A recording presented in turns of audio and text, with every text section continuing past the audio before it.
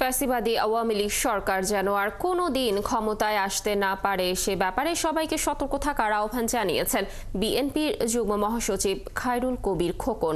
মঙ্গলবার রায়পুরা উপজেলা শ্রীনগর ইউনিয়নে একটি পুরস্কার বিতরণী অনুষ্ঠানে প্রধান অতিথির বক্তব্যে কথা বলেন তিনি। খায়রুল কবির খোকন বলেন, শেখ হাসিনা পালালেও তার দোসররা এখনও দেশেই আছে এবং ক্ষমতায় আসার চেষ্টা করছে, তাই নেতাকর্মীদের এ বিষয়ে সতর্ক থাকার আহ্বান জানান তিনি। পাশাপাশি দ্রুত সময়ে একটি সুষ্ঠু নির্বাচনের আহ্বান জানান এই বিএনপি নেতা। সে দেশ থেকে পালিয়ে গিয়েছে, তাদের দুশোরা সুবিধাবাদীরা এখনো রয়েছে, ঘাপটি মেরেছে। তাই আমাদের প্রতিপক্ষ নাই মনে করার কোনো কারণ নাই। দৃশ্যমান না হলেও আগামী আমি মনে করি যে আগামী দিনে প্রতিপক্ষ আমাদের থাকবে। সেই প্রতিপক্ষ মাথায় নিয়ে আমাদের রাজনীতি ঐক্যবদ্ধভাবে, আমাদের ইউনিটি, আমাদের মধ্যে দ্বিধা দ্বন্দ্ব সব ভুলে গিয়ে আমাদের ঐক্যবদ্ধভাবে আমাদের রাজনীতি করতে হবে।